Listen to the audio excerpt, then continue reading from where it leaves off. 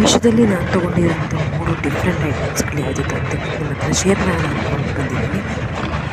Let's unbox ಮಾಡ್ತಾಯಿದ್ದೀನಿ. ನೋಡ್ತಾ ಇರ್ಬೋದು ಎಷ್ಟು ಚೆನ್ನಾಗಿದೆ ಅಂತ ಹೇಳ್ಬಿಟ್ಟು. ನಾನಿದು ಆ್ಯಕ್ಚುಲಿ ನೋಡಿದ ತಕ್ಷಣ ತುಂಬ ಇಷ್ಟ ಆಯಿತು. ಆ್ಯಕ್ಚುಲಿ ಇದು ಗಣೇಶನ ಹಬ್ಬಕ್ಕೆ ತೊಗೊಂಡಿದ್ದು ತುಂಬ ಚೆನ್ನಾಗಿತ್ತು, ಬಟ್ ತುಂಬ ಲೇಟಾಗಿ ತೊಗೊಂಡಿದ್ದೀನಿ ಅನಿಸುತ್ತೆ. ಮೋದಕ ಕ್ಯಾಂಡಲ್ ತುಂಬ ಚೆನ್ನಾಗಿದೆ, ಯೂನಿಕ್ ಆಗಿದೆ. ಮನೆಯಲ್ಲಿ ಡೆಕೋರೇಟಿವ್ ಐಟಮ್ ಆಗೂ ಯೂಸ್ ಮಾಡ್ಬೋದು. ಇದನ್ನು ನೋಡಿದ್ರೆ ಕಚ್ಚಬೇಕು ಅಂತ ಅನಿಸೋದಿಲ್ಲ. ನೆಕ್ಸ್ಟ್ ಇನ್ನೊಂದು ಪ್ರಾಡಕ್ಟ್ ನೋಡಿದ್ರೆ ನಿಜವಾಗ್ಲೂ ಸ್ವೀಟೇ ಇಲ್ಲ ಅಂದರೆ ಇದು ಕ್ಯಾಂಡಲ್ ಅಂತ ಕನ್ಫ್ಯೂಷನ್ ಆಗ್ತೀರಾ. ಏಕೆಂತ ಹೇಳಿದ್ರೆ ಇದು ಲಡ್ಡು ಕ್ಯಾಂಡಲ್ನ ನಾನು ಯಾವತ್ತೂ ನೋಡಿದ್ದೀನಿ. ನೋಡೋಣ ಅಂತ ಹೇಳ್ಬಿಟ್ಟು ತೊಗೊಂಡು ತುಂಬ ಚೆನ್ನಾಗಿತ್ತು. ಫ್ರೇಗ್ರೆನ್ಸ್ ಚೆನ್ನಾಗಿತ್ತು. ಪ್ಯಾಕಿಂಗ್ ವೈಸ್ ಮಾತ್ರ ತುಂಬ ಚೆನ್ನಾಗಿತ್ತು. 4 ಪೀಸ್ ಕೊಟ್ಟಿದ್ದಾರೆ. 100 ರೂಪೀಸಿಗೆ ತುಂಬ ಲೋ ಪ್ರೈಸಲ್ಲಿ ಸಿಕ್ಕಿದೆ ನಮಗೆ. ಆ್ಯಕ್ಚುಲಿ ತುಂಬ ಚೆನ್ನಾಗಿದೆ. ಹೋಮ್ ಡೆಕೋರೇಟಿವ್ ಆಗಿ ತುಂಬ ಯಾರಿಗಾರು ಗಿಫ್ಟ್ ಕೊಡಬೇಕು ಅಂದರೆ ತುಂಬ ಚೆನ್ನಾಗಿದೆ. ಇದು ಗಿಫ್ಟು ಸ್ವೀಟ್ ಕೂಡ ಎಲ್ಲರಿಗೂ ಕೊಡ್ಬೋದು. ನೆಕ್ಸ್ಟ್ ನೋಡ್ತಾ ಇರ್ಬೋದು ಹೋಮ್ ಡೆಕೋರೇಟಿವ್ ಅಂತ ಹೇಳಿದ್ರೆ ಹೇಳ್ಬೋದು.